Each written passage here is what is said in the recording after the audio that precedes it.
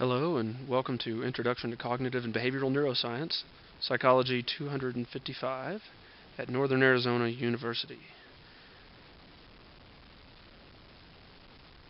I'm going to try and convey to you or purvey to you as many narrated PowerPoints as I can across the semester.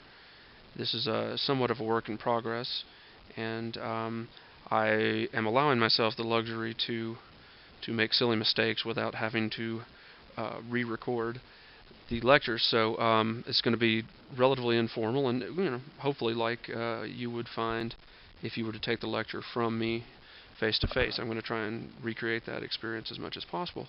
So what we're going to do here in this first lecture is discuss a little bit of neurophilosophy, the philosophy of neuroscience, the philosophy of the mind, the philosophical approach to understanding how the brain gives rise to the mind. Indeed, that's what neurosciences is. So to engage in philosophical inquiry about that would be to engage in neurophilosophy. And so we'll begin this neuroscience course with a little bit of a introduction to neurophilosophy. And as we talk about these neurophilosophical issues, we'll talk about what implications they have for studying the mind, and what implications our beliefs about how the mind works has for the way that we behave in the world, how we interact with one another. So, I'd like to be able to tie this philosophy into some practical understanding of the world here, as opposed to this kind of stereotypical armchair philosophy kind of endeavor. So we'll engage in a little bit of that philosophy, and then we'll segue into a little bit of philosophy of science, just a brief bit of stuff that you either have had or will have when you take research methods, or research design is another name for the class sometimes.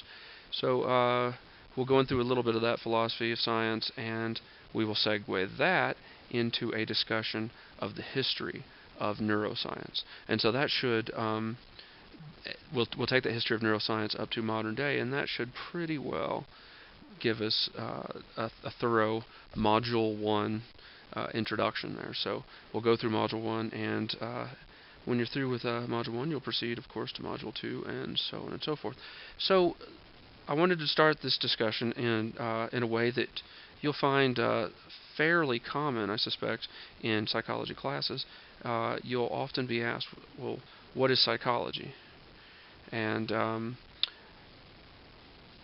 I'll just go ahead and throw the idea out there that we're talking about the scientific study of the mind and of behavior.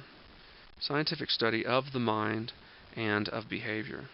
Now, that behavior comes in there from behaviorism, as I'm sure you heard about in introductory psychology. So behavior, just look, one of the easiest ways to make inferences about the contents of another person's mind, which is psychology, the easiest way to make those inferences is to watch their behavior. What does their behavior suggest that they are thinking? Obviously we do this on a daily basis. That's how we interact with one another, is to observe each other's behavior and try and understand what thoughts gave rise to that behavior. Why is he doing what he's doing? Why is she looking at me that way? So behavior is a very obvious tool to measure, not a tool to measure, but we use tools to measure behavior. It's an obvious observable thing to measure, but the mind is much less observable itself. It's hard to look at it directly. Now, the advent of neuroimaging, the ability to take pictures of the human brain at work, has gotten us closer to actually being able to get a picture of the mind per se. But regardless, whether we can make these direct measurements of the mind or not, ultimately what we're trying to do as psychologists is figure out what is in the mind. So psychology, I would argue, is the scientific study of the mind and of behavior. And it seems to me that most psychologists would agree with me. on that. There's some other things we'll discuss here a little bit later that most psychologists wouldn't necessarily agree with. In fact, I certainly know a few who don't agree with it. And so as I give you a bit of this neurophilosophy, understand it's coming from my point of view, and I by no means want you, the student, to take it as gospel truth, as written in stone. But I am going to call it like I see it, as it were. So the scientific study of the mind, and so if we're going to assess that definition, the scientific study of the mind and behavior, we have to understand one of the key words, science. We're saying that psychology is a science. Well, if we're going to evaluate the definition that psychology is the scientific study of mind and behavior, then we need to determine, well, is psychology indeed a science? If not, then we need to change that definition. So what is a science? If we're going to determine whether psychology is a science, let's come up with a very basic definition of it. And about as bare bones as one could get would be the systematic investigation of the natural world. Systematic investigation of the natural world. So what we're talking about here is observing the world around you in a systematic manner, making measurements of it. And of course, that's ultimately going to involve generating hypotheses about to explain what you see in the natural world. And then you're going to run experiments to try and test those hypotheses and see whether they conform to your observations in the natural world. So science is a systematic engagement in the natural. But what is this natural world that we're talking about here? We really need to dissect this term natural. And I suppose I'll just throw forth the idea that the word natural may not be such a natural word, that is. Natural is hard to define. What is natural? I mean, we want to say, well, surely an apple that just fell off a tree, that's natural. But the cell phone in my pocket is wholly unnatural. Well, how did it happen? How did it get here? Did it somehow get here independently of the natural world? No, I mean, it is a product of the natural world, and it seems like if it's a product of the natural world, then good grief, I mean, a cell phone's got to be natural, right? So I don't honestly care for this word natural. This is a definition that you'll often hear, but I tend to prefer just saying physical. I think when we say natural world, we're really talking about the physical world. That is the world around us that is observable, the world that is measurable, the world that conforms to cause and effect. So I would prefer to say that science is a systematic investigation of the physical world. Okay? And a critical point here is that science, generally speaking, assumes the universe and all within it is deterministic. Science assumes that the universe and all within it is deterministic. Now, I'll briefly mention here that one caveat to this would be the probabilistic approach that one finds in quantum mechanics and uncertainty and so forth. That's a whole nother debate in philosophy, and it would take a while to address. So I'm not going to address it here, but do note that there is this one possible exception to what I'm saying here. Not all science is necessarily deterministic. But in general, sciences assume that the universe and all within it is deterministic. So if you don't already know, you're wondering, well, what is determinism? Well, determinism is a philosophy. It's or an assumption, really, is a better point. It's that it assumes that all events are inevitable consequences of antecedent causes.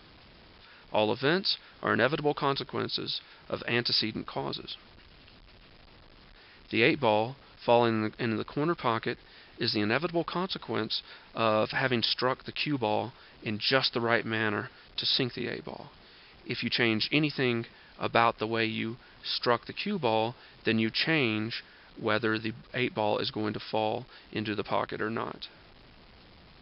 If you hit too far to the side of the cue ball, it gets a spin on it, perhaps, and will hit the 8-ball at a different location, keeping the 8-ball from going in the pocket, hitting it into the rails. So all events are inevitable consequences of antecedent causes. The 8-ball falling in the pocket was the inevitable consequence of having struck the cue ball properly. Determinism. Pretty simple concept, but you have to explicitly assume determinism, generally speaking, in order to engage in scientific investigation. If there can be an event that has no antecedent causes, then it's unclear how you could study it scientifically. It's not deterministic. Another way of stating determinism is the state of any object in the physical world is determined by the laws of physics. So here we are, science is this systematic investigation of the physical world, and it's assuming that the state of any object in the physical world is determined by the laws of physics. Whether we know those laws or not, and we certainly don't know all of them. And in fact, it's entirely possible that every single law of physics we believe we know right now could be wrong. But the idea is that there are laws of physics out there, whether we are aware of them or not. So, point is, there are principles that we, as scientists, we assume the universe operates in an orderly and systematic way. So, is psychology a science or not? Well, there's another point we need to consider here. Not just establishing exactly what science is, but now that we know that science can only study physical things, then you're going to have to make some decisions about what you believe the mind is. Is it a physical thing? And this is when we get into dualism versus monism. Are you a dualist? Monist. Alright, so first, what is dualism? Dualism is the idea that body and mind are separate, though perhaps interacting entities. Separate body and mind. Separate body from mind.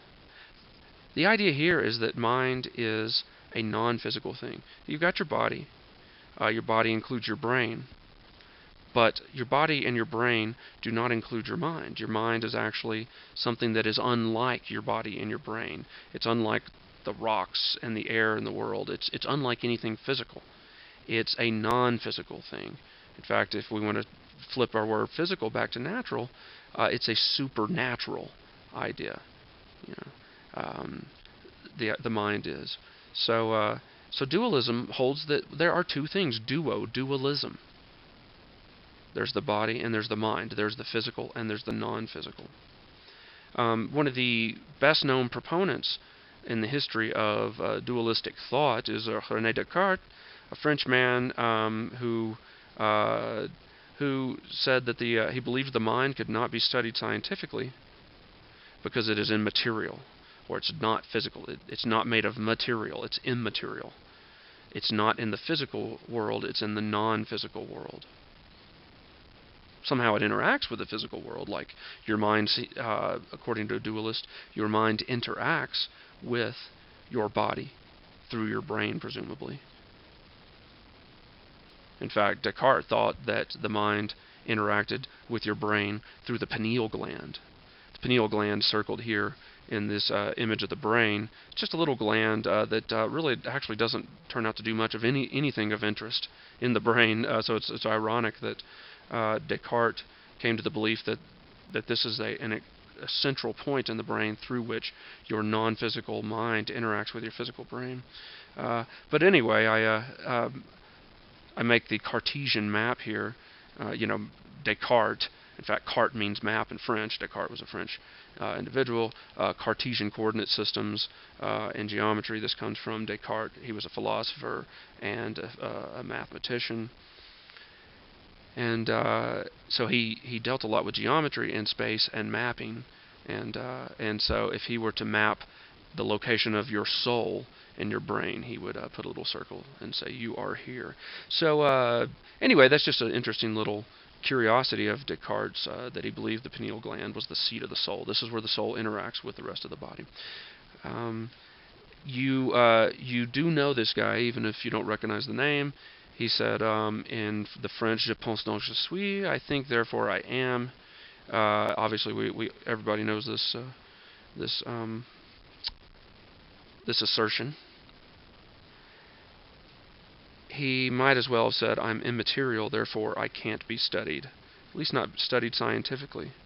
Why? Because he says the mind is a non-physical thing. We've already determined that science can only study the physical. Therefore, the mind could not be the subject of science if you're a dualist. And it's for this reason that I say... Double quick time! Stage right!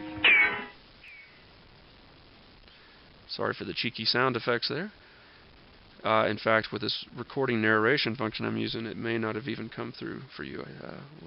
We'll have to see. But why do I throw that little cheeky narration in there? Why do I say, go away, Renee? Well, just because if we are dualist, we don't get to be scientists of the mind. That's pretty much it. It's not an argument that dualism's wrong. It's just an argument that, well, if I'm a scientist of the mind, I can't be a dualist, because dualism says the mind is non-physical. Science cannot study the non-physical. Therefore, there could not be a science of the mind. I firmly believe it. I've dedicated my career in life to it. That doesn't necessarily mean you should be convinced in and of your own, just because I say that. But I take you... I'll put it this way: if you're a psychologist, you're a scientific psychologist, then you have to be a monist. You have to believe that there can only be one kind of matter, one kind of material in the universe, and that anything within that universe is made of that material, the physical. The mind is one of those things in that universe. And so, as a monist, since we say the mind is physical, mind equals body, Thomas Hobbes being a philosopher whose name we could attach to that if we so desired, by virtue of saying that the mind and the body are made of the same thing, out of material, out of physical matter, we get to study the mind scientifically. And we only get to do so if we approach the mind from a monistic point of view. So again, for the sake of explaining the map, if the Cartesian map just has the mind in a tiny part of the brain, perhaps the monist map is one that shows the mind existing in the entirety of the brain. The mind is the brain, is one way of looking at monism. There are different kinds of monistic views you could have, but the point is they all assume that the mind is a physical thing.